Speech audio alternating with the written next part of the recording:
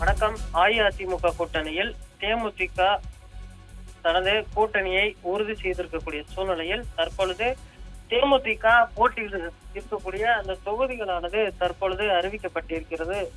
இதில் மதுரை, கள்ளக்குறிச்சி, விருதுநகர், திருச்சி, மத்திய சென்னை உள்ளிட்ட 5 தொகுதிகள் இந்த பட்டியலில் தற்பொழுது அறிவிப்பானது வெளியிடப்பட்டிருக்கிறது. குறிப்பாக இதில் மத்திய சென்னை தொகுதியில் தேமுதிக பார்த்தோமேயானால் தயாநிதி மாறன் அவர்களை எதிர்த்து போட்டியிடுகிறது திமுக வேட்பாளர். அதே போன்று திருச்சியில் மதிமுக வேட்பாளர் துரை வைகோ அறிவிக்கப்பட்டிருக்கிறார். அங்கு தேமுதிகவானது களம் காண்கிறது.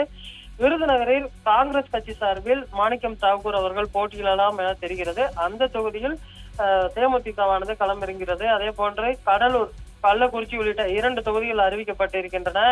கள்ளக்குறிச்சியில் திமுக வேட்பாளர் மலையரசன் அறிவிக்கப்பட்டிருக்கக்கூடிய சூழ்நிலையில் கள்ளக்குறிச்சியில் தேமுதிக களம் காண்கிறது. அதே போன்று கடலூரில் காங்கிரஸ் கட்சி சார்பாக முன்னாள் தமிழக காங்கிரஸ் கட்சியின் தலைவர் KS அழகிரி அவர்கள் களம் காண்பார் என எதிர்பார்க்கப்படக்கூடிய சூழ்நிலையில் கடலூரில் தேமுதிக போட்டியிடுவது குறிப்பிடத்தக்கது.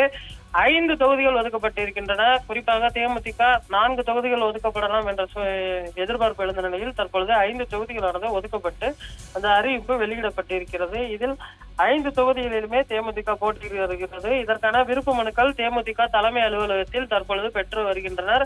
இதில் விருதுநகர் தொகுதியில் விஜயகாந்த் அவர்களுடைய புதல்வன் விஜய பிரபாகரன் அவர்கள் போட்டியிடுப்பதாக தகவல் வெளியாக இருக்கிறது. அவர் தனது விருப்ப மனுவை இன்னும் சற்று நேரத்தில் தேமுதிக அலுவலகத்தில் தாக்கல் செய்ய இருக்கிறார். அதே போன்று கள்ளக்குறிச்சி தொகுதியில் தேமுதிகவின் இளைஞரணி தலைவர் சுதீஷ் அவர்கள் போட்டியிடுவார் என எதிர்பார்க்கப்படுகிறது. அவர் விருப்ப மனுவை தாக்கல் செய்திருக்கிறார். அதே போன்று மத்திய சென்னை, திருச்சி, கடலூர் உள்ளிட்ட பல்வேறு தொகுதிகளில் தேமுதிகவானது களம் காண இருப்பது குறிப்பிடத்தக்கது.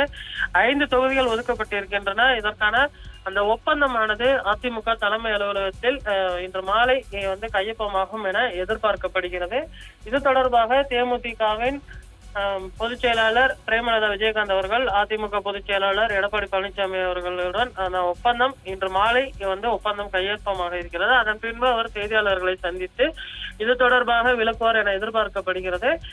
தேமுதிக போட்டியிடக்கூடிய அந்த வேட்பாளர் பட்டியல் நாளை அல்லது நாளை மறுதினம் வெளியாகும் என எதிர்பார்க்கப்படுகிறது. அதன் பின்பு அவர்கள் தங்களுடைய வேட்பு மனுக்களை தாக்கல் செய்ய இருக்கின்றனர். குறிப்பாக 24ஆம் தேதி அஇஅதிமுகவின் 40 வேட்பாளர்களையும் திருச்சியில் நடைபெறக்கூடிய அந்த பொதுக்கூட்டத்தில் அறிமுகம் செய்து தனது முதல் பிரச்சாரத்தை பொதுச் செயலாளர் எடப்பாடி பழனிசாமி அவர்கள் ஆரம்பிக்க இருப்பது குறிப்பிடத்தக்கது.